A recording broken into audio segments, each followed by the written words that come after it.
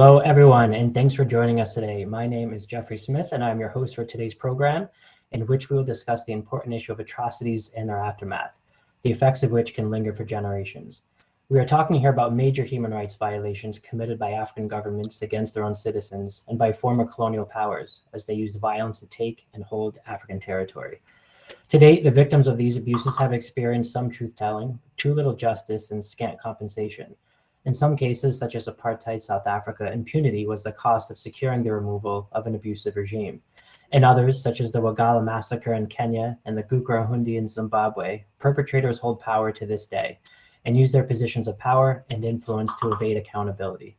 At the same time, former colonial governments point to the passage of time to sidestep their own responsibility for the mass torture, killings, and displacement that occurred. We will explore all of these issues and more on today's show.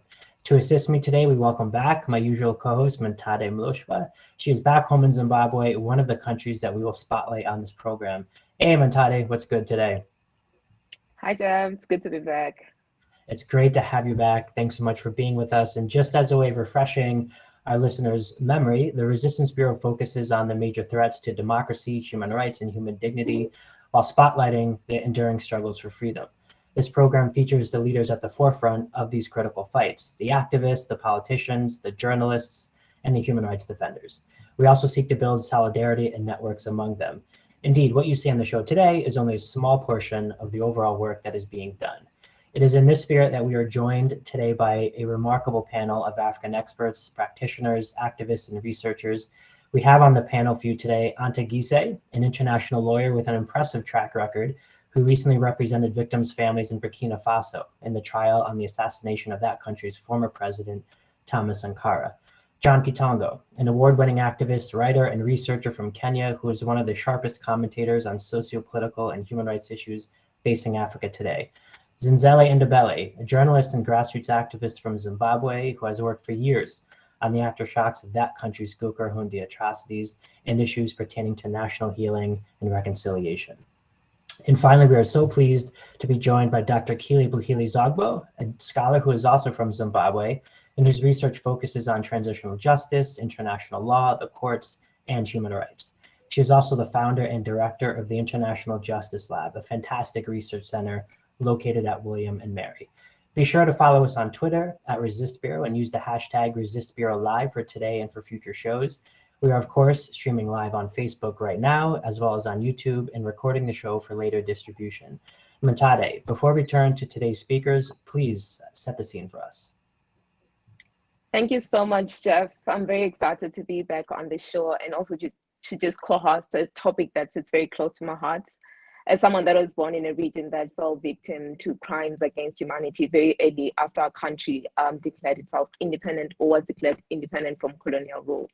When you look at the history and present day of Africa, you find that there's a lot of human rights abuses from slavery, colonization, and post-colonial atrocities committed by governments who had fought our colonizers. The list is endless.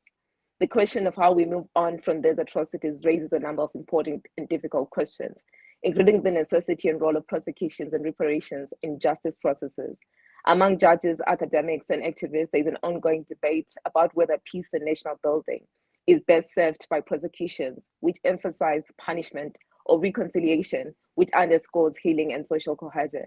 In today's program, we will seek to unpack this complicated and evolving issue and do our collective best to honor victims and survivors, many of whom continue to bravely work to pursue justice in its many forms across the world. In addition to asking what victims want, we will discuss how this can be best brought about. Some recent developments suggest that there is a turning tide. Earlier this month, the former long-reigning president of Burkina Faso, President Blaise, received a life sentence in abstention for his role in the assassination of Thomas Sankara. And just last year, the German government agreed to pay 1.1 billion euro to Namibians in reparations for the Herero-Nama genocide. Does this create a new opportunity to push for more substantive forms of justice and to fill some of the black holes of information that are created by the determination of many governments to tell a version of history that overlooks their own failings? Against this backdrop, please feel free to join us in this discussion today by engaging us on our YouTube and Facebook comment section, as well as by sending questions via WhatsApp. Our WhatsApp number is +263 776 238 199. The number is also available on the screen in case you missed it. Jeff, I'll ask you to draw in our panel so that we start the discussion. Excellent. Thank you so much. And again, it's so great to have you back, Mentade. Anta, I'd like to come to you first because, as mentioned at the outset, Burkina Faso has certainly been in the headlines lately due to the trial of its ex-president for the assassination of legendary former leader Thomas Sankara back in 1987. Of course, you pleaded for victims' families as part of that trial, which ultimately found the country's former president guilty. This would seem to be a success story, right? So tell us about this important case and your involvement, but also what does your experience in this process and others like it from Cambodia to Rwanda, albeit as a defense lawyer, tell you about the pros and cons of prosecution specifically for past abuses? Right. Thank you for having me. First of all, to answer the main question, I don't think that anybody can answer that it's a bad thing to prosecute wrongs. Of course, obviously, prosecuting past abuse is something that is fundamental to any society. Every government, any system should allow people who have suffered wrongs the possibility to seek reparation, and for the people who have done wrongs to be accountable for their actions. So the main question for me is more what kind of trial of judicial process can we have and can we expect in certain circumstances. So to take the case of Thomas Sankara's trial, where, yes, there was a conviction after more than 35 years after the facts. I know for sure that it was something very important for the country. It was obviously something very important for the family and for the families, because it was not only about the assassination of Thomas Sankara, but also about the 12 other companions who were assassinated the same day. It was also a way of going back to the past and going back to what went wrong with the country. And some people criticize some trials who happened so long after the facts, but at the same time, it gives an opportunity to have a view of what happened, because we know that there was a kind of narrative that was given by the former president, Blaise Compaoré, about what happened. And it was good, at least, to be able to have all these witnesses of the time to say their piece in a courtroom, in a public way. And I think that's the main, maybe, achievement of this trial. It was that nobody believed at some point that it would happen, and it happened because people fought for it.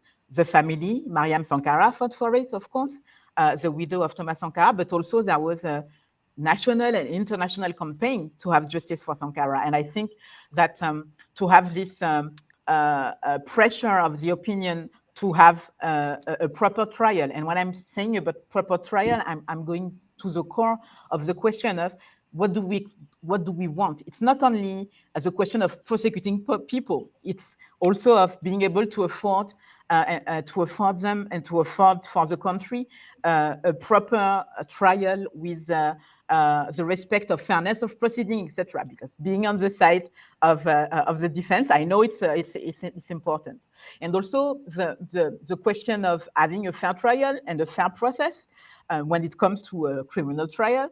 We also have to be ready to not have all the what we are expecting. You know, we want somebody to be punished. Sometimes it's not easy because the evidence are not there. Sometimes it's not easy because when time has passed, all the witnesses are not there anymore. So we have to keep that in mind. But the possibility of being able to speak one's truth in a courtroom is something very fundamental. And it's even more fundamental if you have a country where you have enough maturity in democracy, where the independence of the judges are respected. And I think that's maybe one of the most important achievements of what happened in Burkina Faso. There was the independence of the judicial system, the independence of the investigating judge to put together all the evidence that was then given to the trial chamber, and also the evidence of the judges and the member of the chamber. And I think this is maybe the most important thing if you go to the criminal trial. Then after that, you also have other way of, trying to right the wrongs with truth and, commissions, etc. But if you come to a criminal trial, you have to also be ready to see that sometimes law gives limit that you can't override, and it's something that's not always easy to digest for the victims. Thank you so much, Anta. A question I was going to ask you, which you already touched on in some way, was what you think the outcome of the trial means for ordinary citizens. I think you touched a little bit about the value that it brings to the family, but I still want you to kind of unpack it for the broader citizens within the country, but also within that conversation, I'd love for you to potentially maybe project for us where we're going from here based on this outcome and how you see it playing out in Burkina Faso. Yeah. I don't know how it's going to play afterwards, but I think it's a huge, for me, it's a huge success, and I think it's a huge pride for Burkina Faso and also for Africa in general. Because I'm doing a lot of international jurisdiction, I know that there are many critics saying that, yes, we are fed up with only Africans being tried, it's a justice a colonial system, or it's a white system, etc. Yes, sometimes it is, but maybe sometimes we also have to face, our own shortcomings and say, why does it have to go before international criminal court when it should be done in our international courts? And I think that the main accomplishment for Burkina Faso is to be able to show to the world that, yes, it can be done in the respect of the Burkina Faso laws, in a democratic system with the respect of independence again. And I think for the people of Burkina Faso, it was a huge pride and also a huge relief to be able to say, yes, we were able to do that. And of course, politically, there was people who were against the process, obviously, because they were close to the former president, Blaise Compaoré, and so on, and the other accused, because he wasn't the only accused in this trial. But I can't say, nobody can say that the trial was unfair. The defense had the opportunity at the investigating stage to make their inquiries. They had the opportunity, like the civil parties, the victims, to put questions to the witnesses. And there was a contradictory debate in the courtroom. And I think for democracy, it's something huge. And for the people of Burkina Faso who were could follow, not exactly as we'd have wished, because the tribunal refused to tape and to record everything, but at least the journalists were allowed in the courtroom, the public was allowed in the courtroom, everybody who wanted to attend the rings could. And I think it's important because also for the witnesses, when you come to testify in a public area, you know that you have to say at least the maximum of the truth. Thank you so much, Anta. John, I'll bring you into the conversation. As we already highlighted that Kenya is not a stranger to grave human rights abuses, from the Mau Mau rebellion to the Wagalla massacre, and more recently, the episodes of shocking violence we have seen in the aftermath of elections, most notably in 2007. As we sit here today, the country is 4 months out from another general election in August. Why does it seem that Kenya has failed to resolve these issues, and to what extent do they stop contemporary grievances?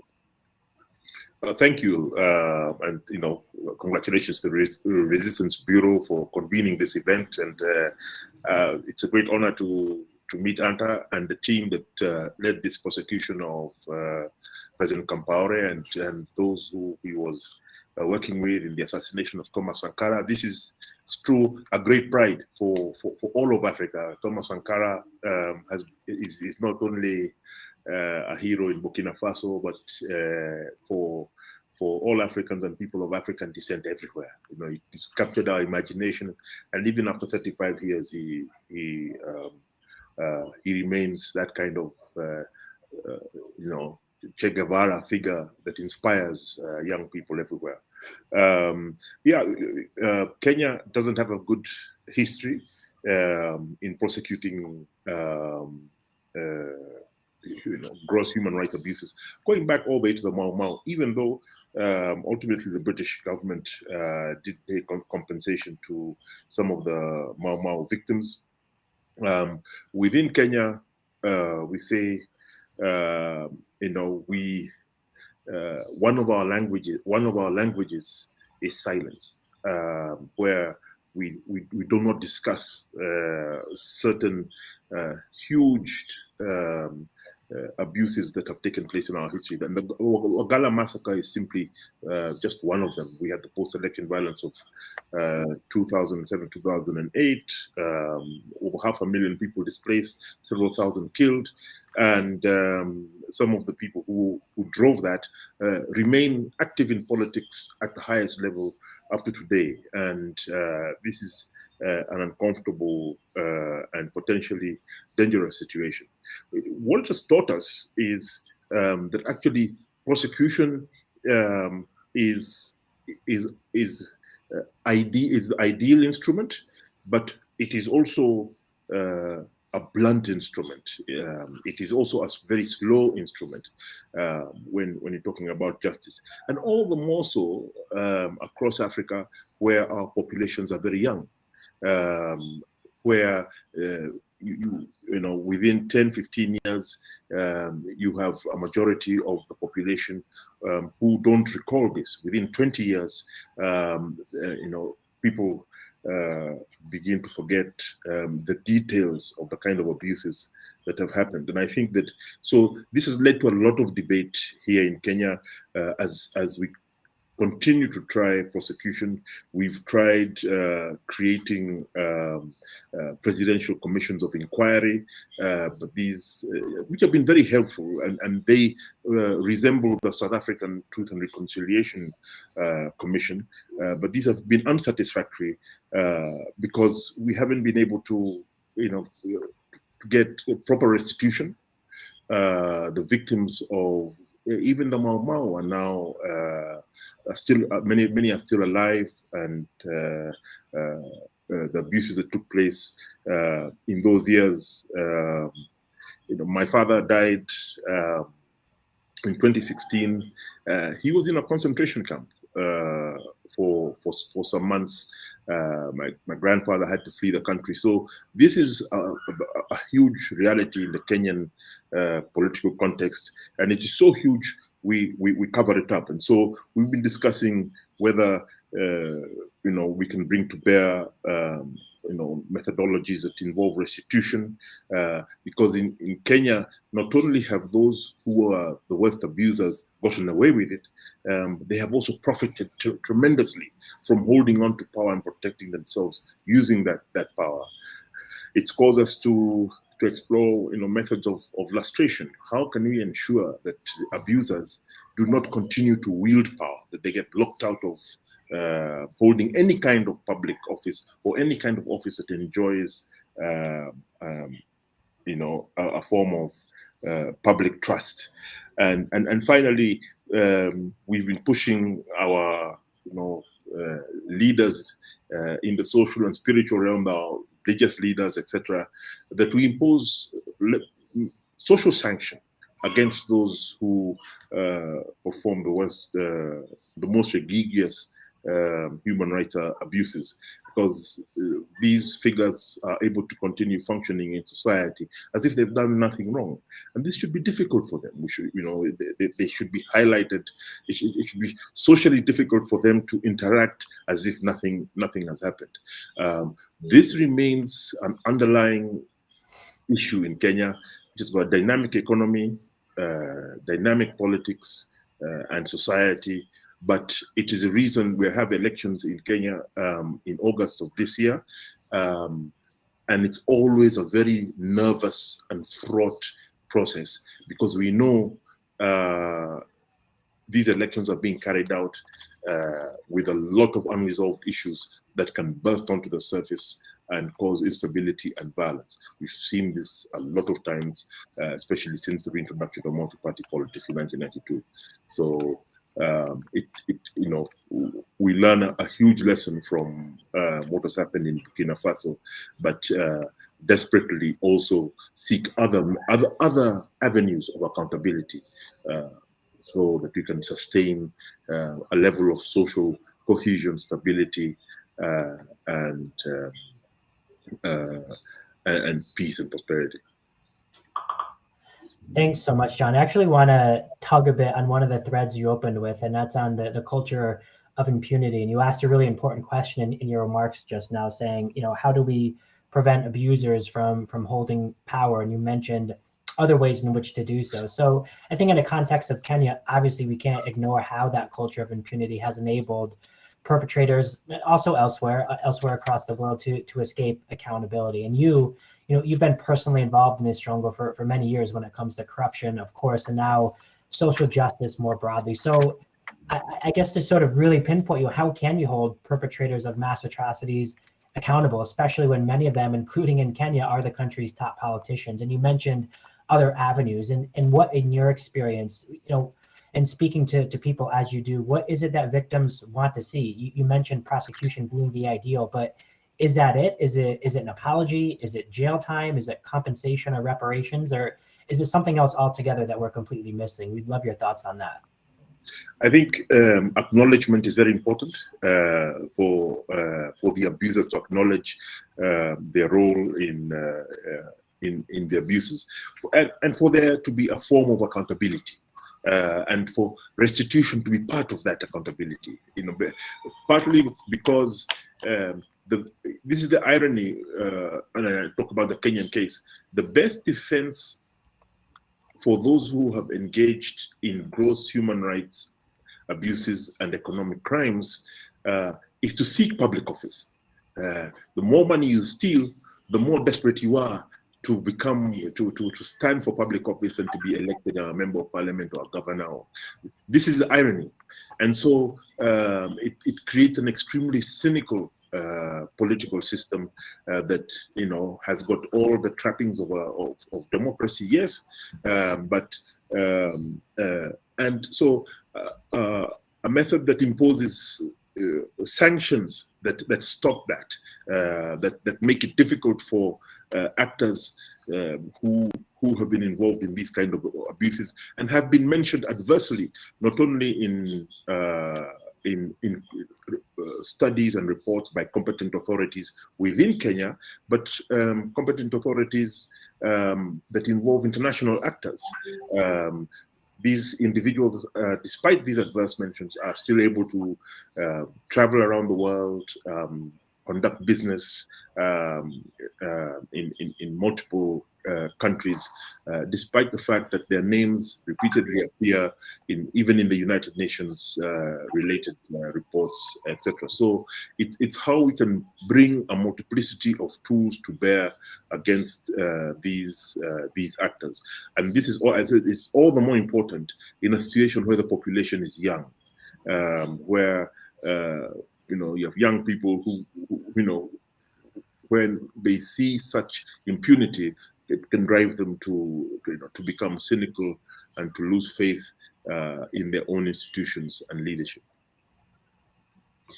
Excellent. Thanks so much, John. Really appreciate your comments there. We're going to turn to Zinzele now. Zinzele, if you're still with us, I know you're having some difficulties with your connection, but if you can hear me, obviously Zimbabwe too has been in the news recently. The country recently commemorated 42 years of liberation from British colonial rule, but still nearly half a century on, many Zimbabweans are haunted by the Gukurahundi, which we mentioned at the outset of this program, which left tens of thousands dead shortly after the country achieved independence.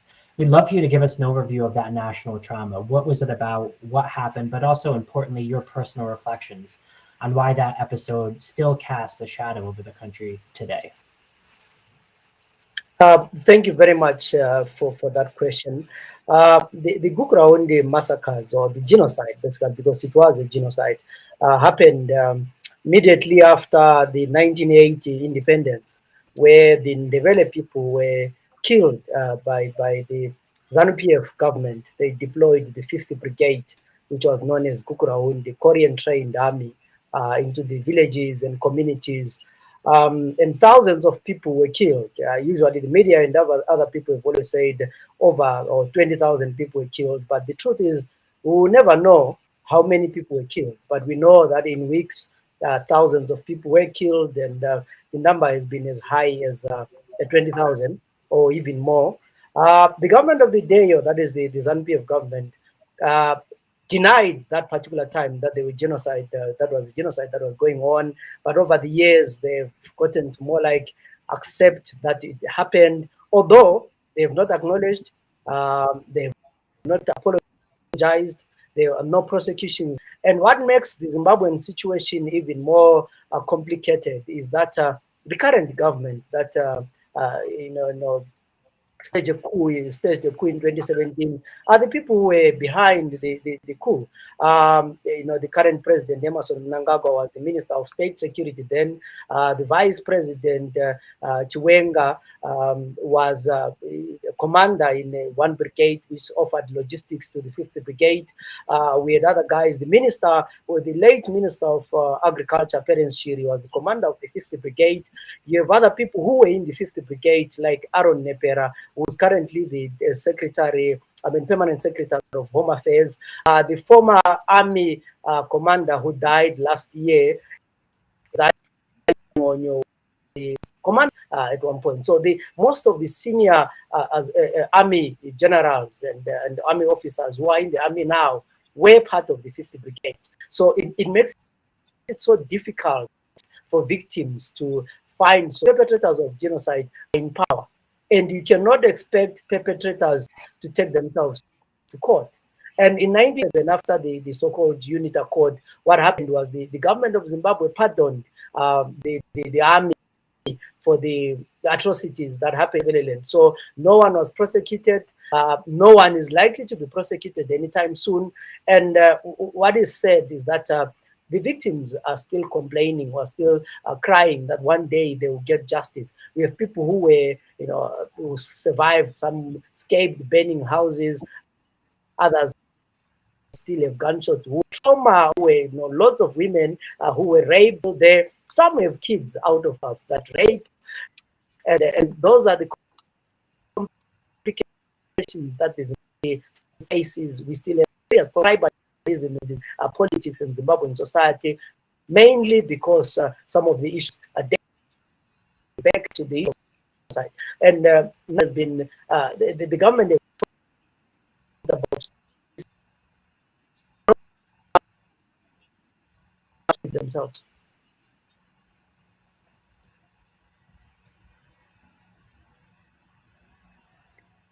Thank you so much, Zenzele.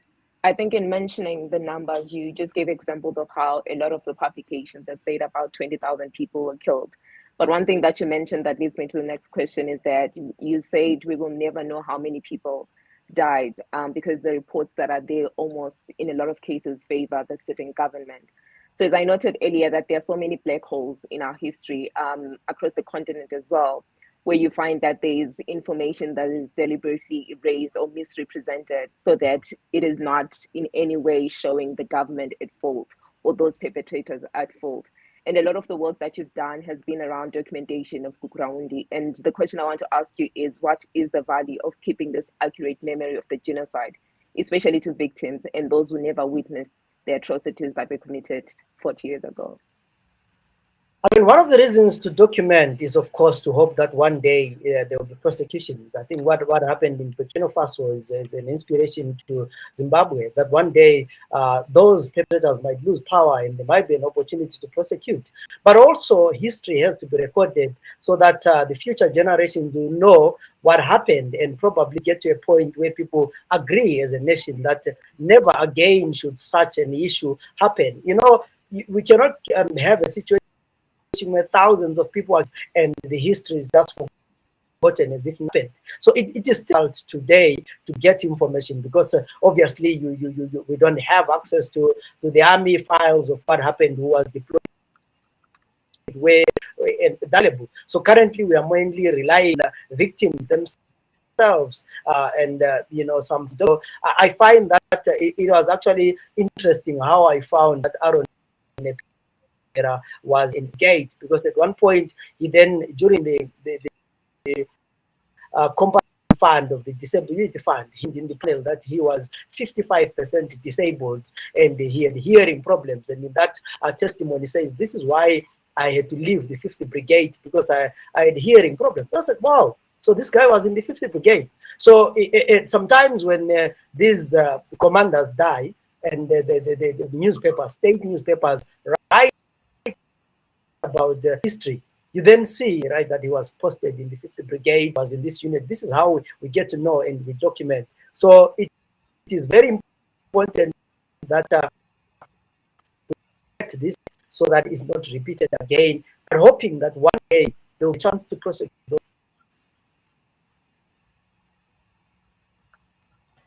Brilliant. Thanks so much, Zanzali, and to all of our speakers today for such a rich, insightful, and really succinct conversation. That was super impressive. We could go on, of course. I certainly have many more questions, as I'm sure Mantade does, but I'm going to turn the discussion over now to my colleague, Nick Cheeseman, and today's discussant, Dr. Kile Bohile, to get their reactions, but also to curate the questions we received through our WhatsApp channel. So Nick, over to you. Thanks so much, Jeff. And as you say, we have a superstar discussant here, so I'm not going to take too much time. I'm going to get straight to her because not only is our discussant a political scientist originally from Zimbabwe, who has a really impressive body of research that focuses on issues related to transitional justice, but she is the founder and director of the International Justice Lab. So we really couldn't have anyone better to talk to us today. And I should say that that's a multidisciplinary research center located at William and Mary. Just before we go over, though, to have those discussant remarks, I just want to remind our presenters that I have put your questions, your initial questions, in the chat. So if you want to go to the chat, you can see the longer versions of the questions that I'll be throwing over to you in a minute. But before that, we've got a great discussant. And really, the floor is yours. So feel free to respond to what you've heard already. Feel free to bring up different themes that you think have come out of your own research and to completely flip the agenda. And feel free to throw questions back to our fantastic speakers if there's anything that they've said that is particularly interesting to you. Over to you.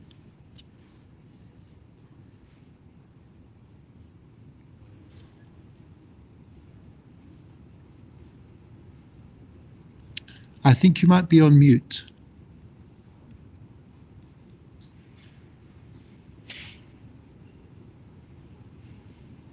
We still don't seem to have any sound.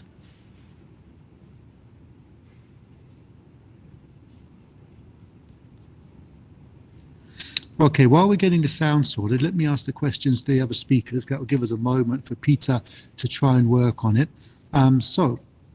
Zenzele, the question for you is, what would be required for people in Zimbabwe to feel that justice for past abuses has been done? Do we see agreement amongst victims about are there different ideas of how this should be done? So, a question here about the extent to which we have consensus on what we need to see in Zimbabwe from the victims groups themselves, or potential disagreements. The question for Anta is, we've talked about prosecuting individuals for past crimes in Burkina Faso. What practical difference do you think that the prosecutions we've seen will generate? Will it dissuade future assassinations? So a sort of question there about, is this actually going to change what we see moving forwards? And then for John, the question for you is going to be, many people see the ICC process as a failure because no one was found guilty, but Kenyan leaders seem to be much more careful in the way they operate around elections now. Do we sometimes overlook what might have been more positive aspects of the ICC process? So those questions are in the chat. You can all access them in the group chat for this call. Do we have sound back? Is our technical issue resolved? Can you hear me now? Yes, there we go. Excellent. Over to you. So it just took a agenda. refresh of the page. All right. Well, thank you so much for the invitation to speak and to share in conversation with such an illustrious panel of speakers. Today, April 26, 2022, marks a decade since the verdict for aiding and abetting of war crimes and crimes against humanity against Charles Taylor as part of the Special Court for Sierra Leone. This was a very significant event in my own academic formation and in my decision to pursue transitional justice as an area of academic study and also as an area of activism. So interesting coincidence of time that this, monumental prosecution, the first prosecution by an international court of a former head of state since 1945, since the Nuremberg trials. So really significant date. And when I started studying transitional justice is I remember seeing the Charles Taylor trial and the verdict coming down and him being found guilty. And wondering what this meant to ordinary Liberians and ordinary Sierra Leoneans, right? Who may never have come into direct contact with Charles Taylor, but may very well have come into contact with his agents, right? And also the groups that he supported materially. What did that mean for those individuals? Certainly, it was an accomplishment for the Special Court for Sierra Leone for hybrid justice in West Africa to address, years and years of conflict. But it wasn't going to be the only way to address the past, and neither should it be, right? So for me, transitional justice is a set of tools, both judicial and non-judicial, that are designed to address past wrongs and to prevent future wrongs. And there are four main pillars of transitional justice. First, truth, justice, reparations, and guarantees of non-repetition. So when we're talking about truth, we're talking about information disclosure, we're talking about commissions of inquiry, truth commissions, some might call them truth and reconciliation commissions. In my own work, I just focus on the history recovery component, so just the truth commission part, education, memorialization, justice, that one kind of goes without saying, investigations, criminal prosecutions, and then reparations, both economic and symbolic. In terms of symbolic reparations, we have apologies, different efforts towards memorialization. In terms of economic reparations, compensation, things like that. And then for reforms, things like lustrations, things like electoral reforms, constitutional reforms, enacting laws criminalizing particular behaviors like torture, or decriminalizing behaviors like dissent, right?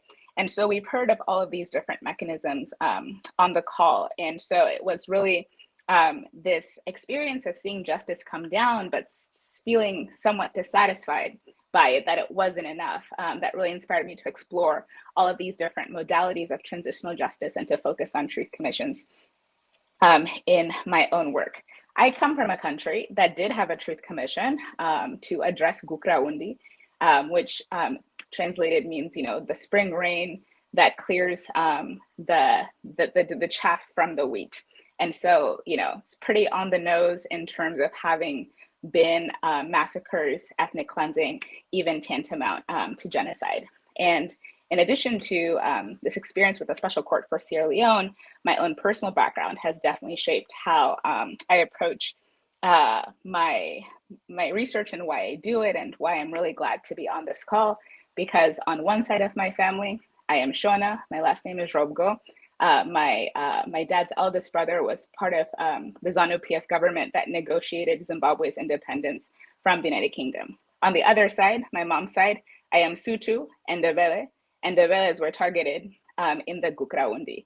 And so growing up, there is this there's this discomfort that, oh, but we're not like them, and hearing that both sides and not really understanding what that means, because here I am, common to both families, right? And so it's only later through study of history, through reading the report of the Catholic Commission for Justice and Peace in Zimbabwe, learning about Gukurahundi, seeing that this non-governmental, essentially commission of inquiry or truth commission, did the job that the government would not release, would not make public. So to this date, there has not been release of that report of the commission that was meant to investigate Gukurahundi.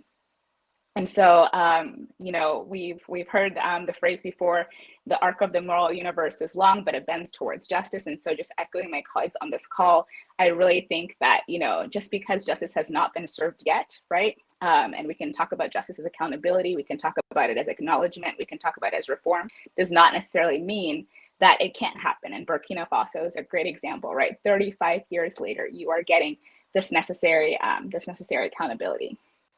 Remember in 2017, talking about the uncertain future for transitional justice in Zimbabwe, the reformers, Mnangagwa and company, are alleged to have been involved in heinous acts, right?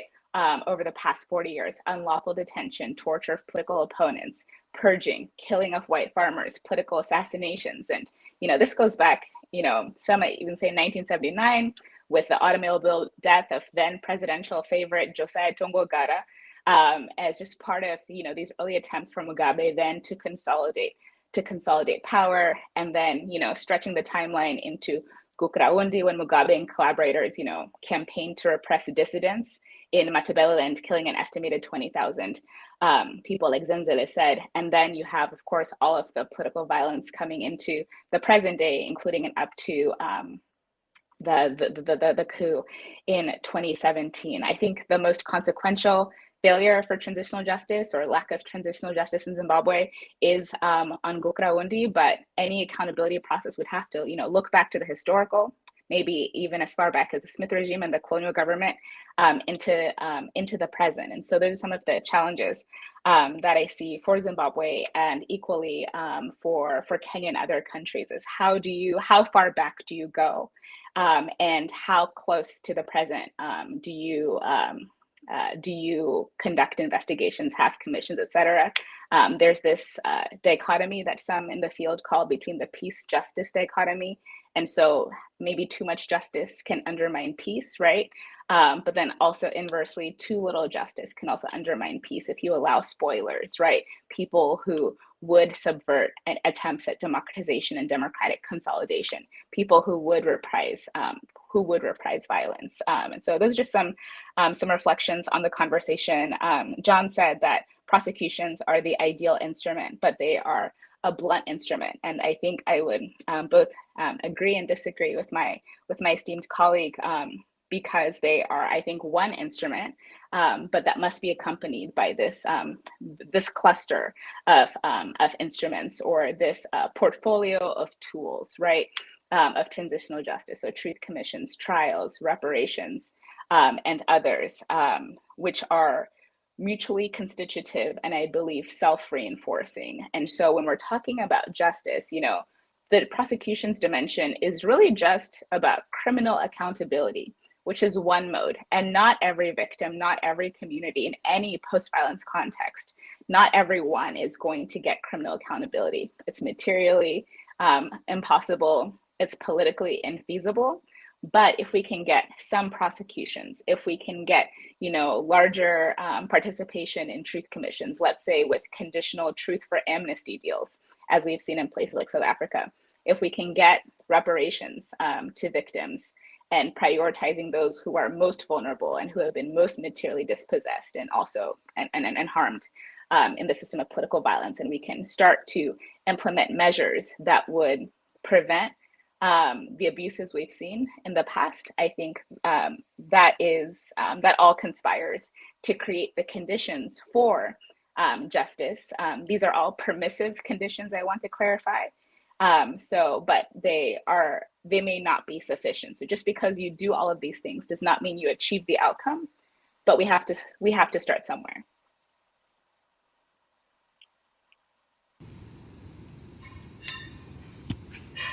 Thanks so much, Dr. Zoe, those brilliant answers. I think, one of the questions I wanted to put to you, which has also come through from some of our audience members, is whether or not, we need to see a dichotomy between the sort of domestic prosecution and the international prosecution, or whether that hybrid domestic international model that we've seen in some recent cases is a good way forward. It promotes kind of accountability and keeping the domestic process honest, whilst allowing the process to follow kind of domestic contours and to be perhaps closer to the wishes of the people involved.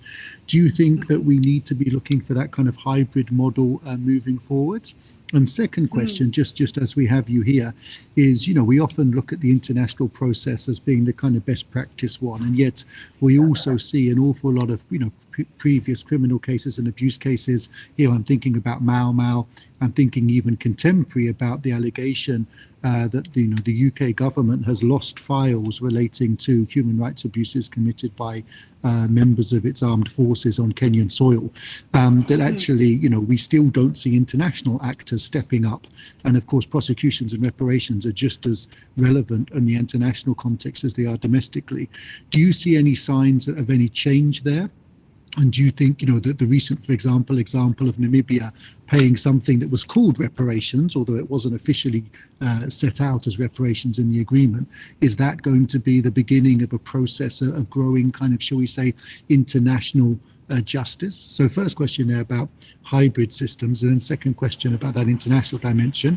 And then straight after that, panelists, we're coming back to you. So please do start preparing your answers. Thank you for both of those questions. So the first prosecutor of the International Criminal Court, Luis Gabriel Moreno Ocampo, in his inauguration address in 2013, said that the absence of trials before this court as a consequence of the regular functioning of national institutions would be a major success. And I think that summarizes really well that the International Criminal Court and international courts in general, even those ad hoc ones that can ultimately be created, are intended to be courts of last resort, right? Not courts of first resort. It is states' responsibility to provide, I'm hearing a noise back. It is states' responsibility to provide justice, right? And so that is the place of first jurisdiction. And so, but there have been these hybrid models. So in the Special Court for Sierra Leone was a joint venture between the United Nations and the government of Sierra Leone, not through a UN Security Council resolution though. So different from Rwanda, different from the ex-Yugoslavia, right? This was the Secretary General and leadership in Sierra Leone put this hybrid institution together. There is the temptation, I think, to create more ad hocs, but really we now have a permanent international criminal court that not only conducts investigations and prosecutions from The Hague and with domestic partners, but can help through a process of positive complementarity domestic jurisdictions to mete out justice. And so I think with the current permanent court, there is this possibility of complementarity. So I don't know if you want to call it hybridization of justice, right?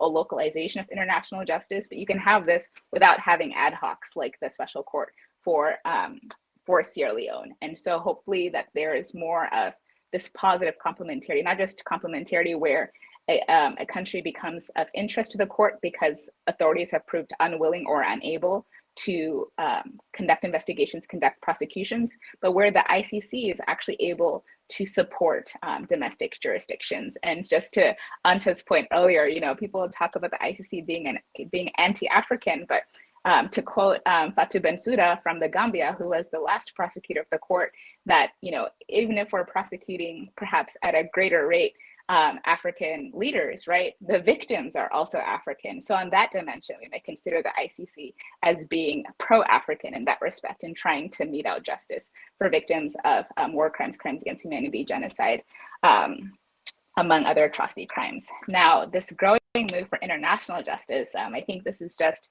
we're at the very beginning of this, right? So reparations from Germany to Namibia. And I think this is with, you know, racial awakenings in different Western countries, the US included, I think is going to make us think about, you know, transitional justice for historical injustice, right? And so we'll see this, I think, the US with its domestic population, hopefully former European colonizers with their former colonial possessions, and really having this long overdue restitution that influences politics and the economy today. So I hope that there will be more of this, more acknowledgement. I don't know if we'll see reparations, but certainly also restitution, right? Return of remains, return of cultural heritage, of artifacts, and all of these different things. And, you know, maybe even state to state reparations, not just state to victim reparations. And so I think that we can have, to the first question, into a more integrated system of justice where we have international courts, specifically the ICC, working with domestic jurisdictions to work towards a common end, but all with the goal of strengthening domestic institutions so that there don't have to be trials in the ICC, so that it is a court of last resort, and hopefully is a resort that we never have to reach in the future.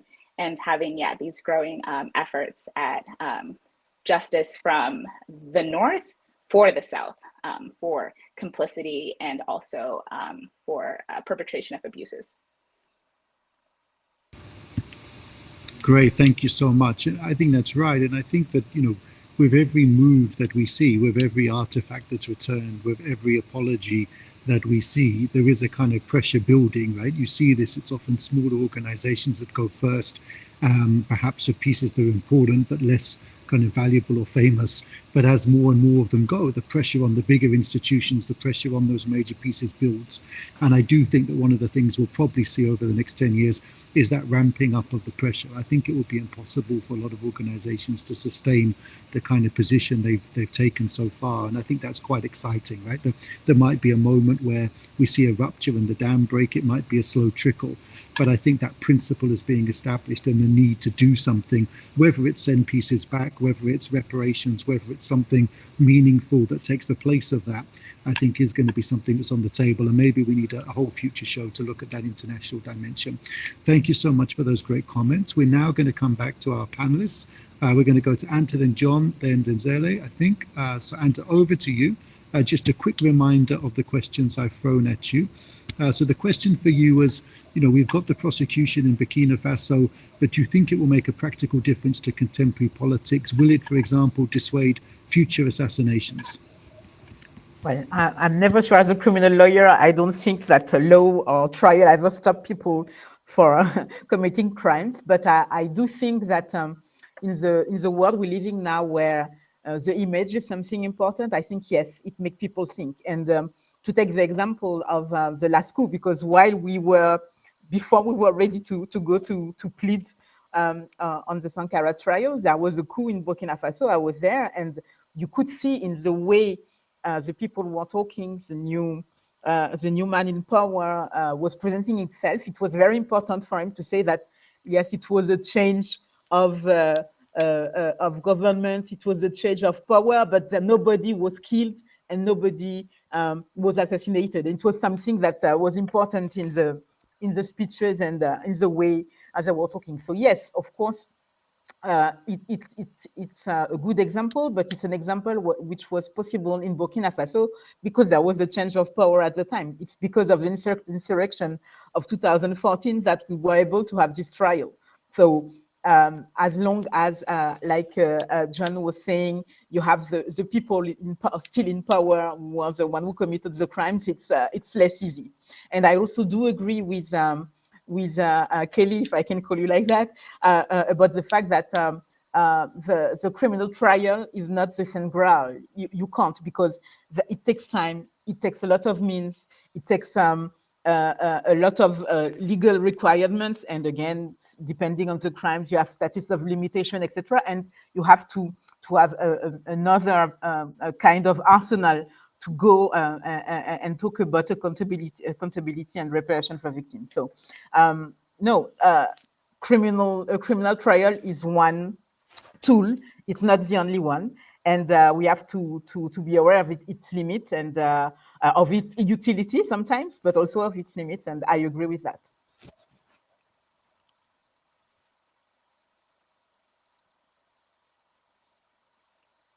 Great.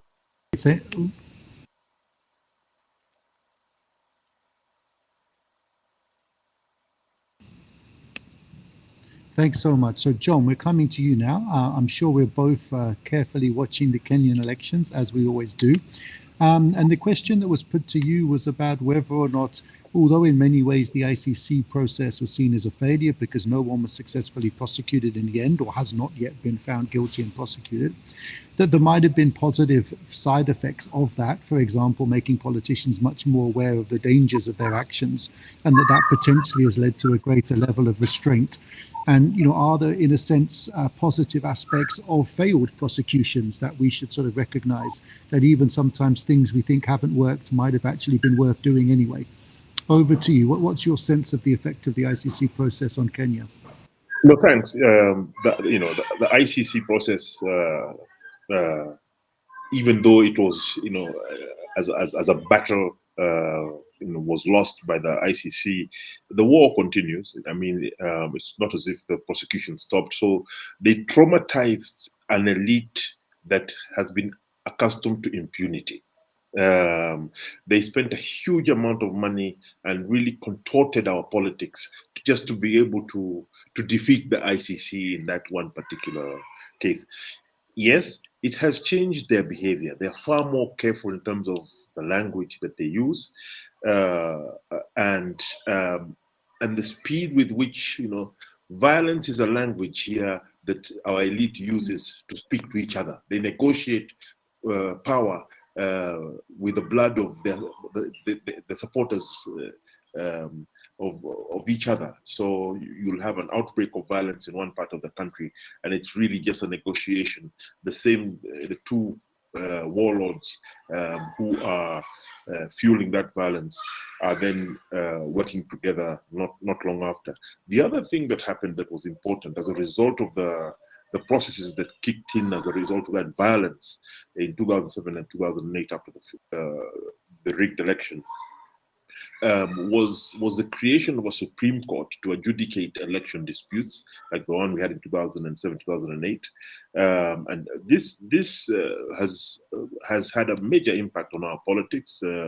Many of you may have heard of the last elections in 2017, which were annulled by the Supreme Court here in Kenya. This is an institution that came about really informed by what happened in 2007, 2008. Secondly, we saw the creation of what is called in Kenya a National Cohesion and Integration Commission, a commission that is dedicated to basically maintaining the peace. And we had they did something I think very positive. It's got its critics as well, but when this language, this lexicon of ethnic cleansing, Gukurahundi. Here we have a term madoadoa. Madoadoa are the spots on the back of a cow.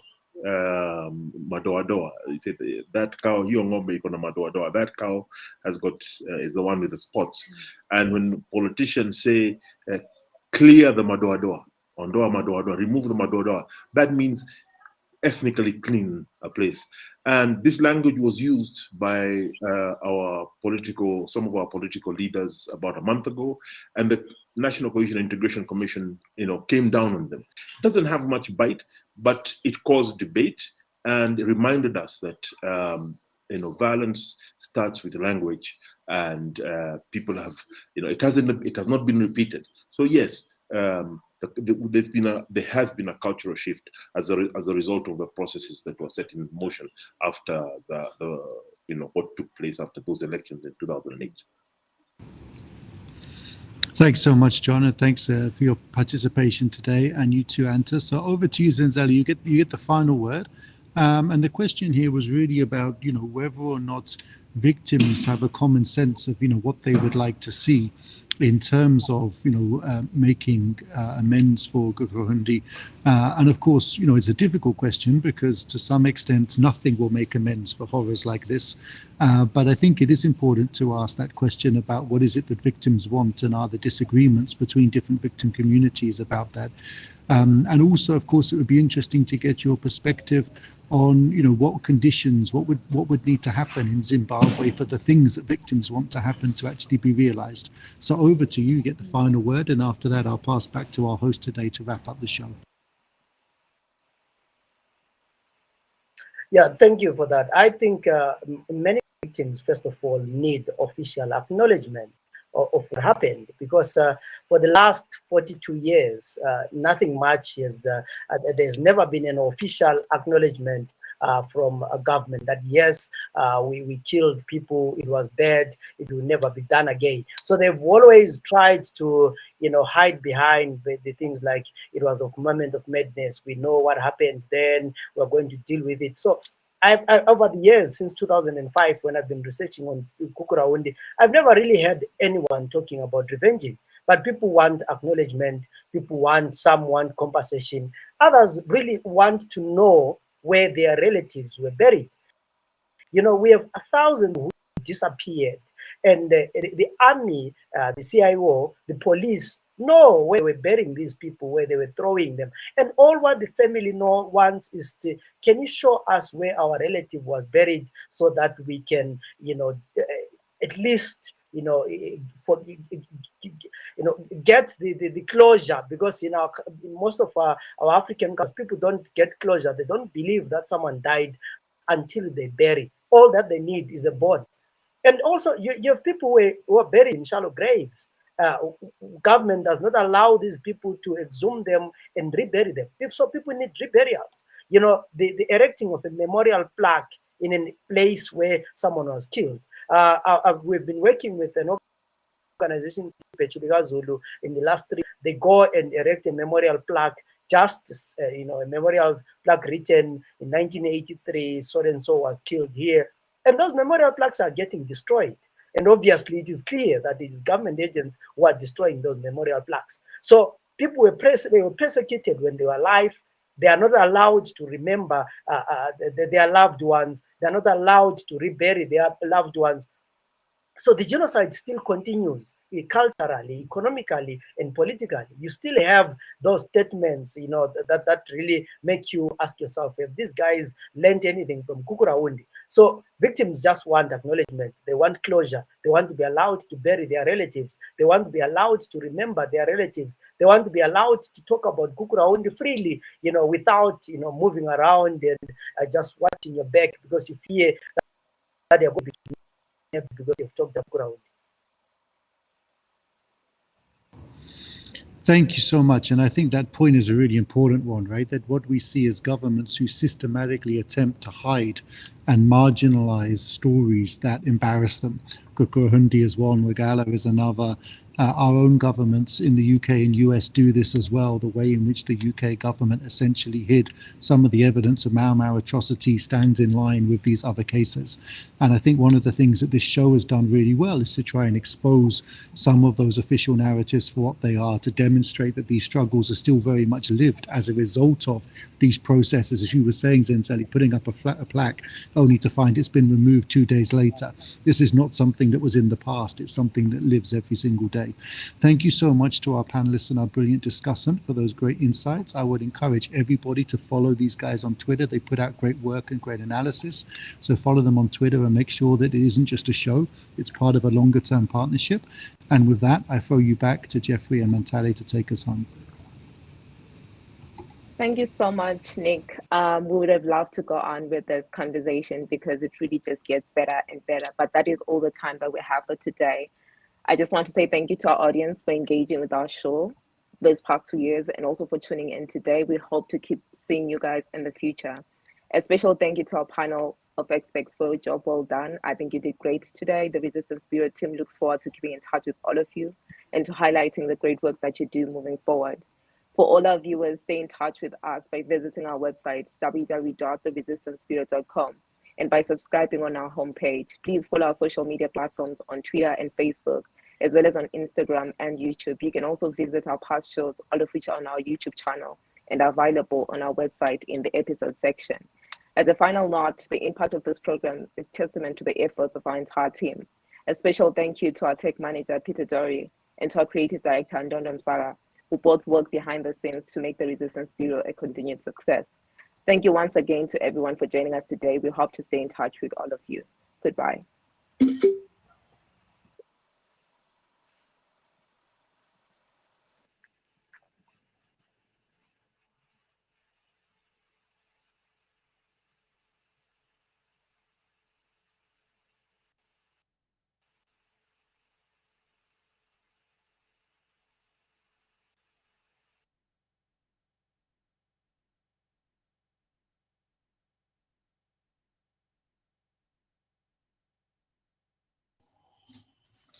Okay. Hey, great job, everyone. Hey.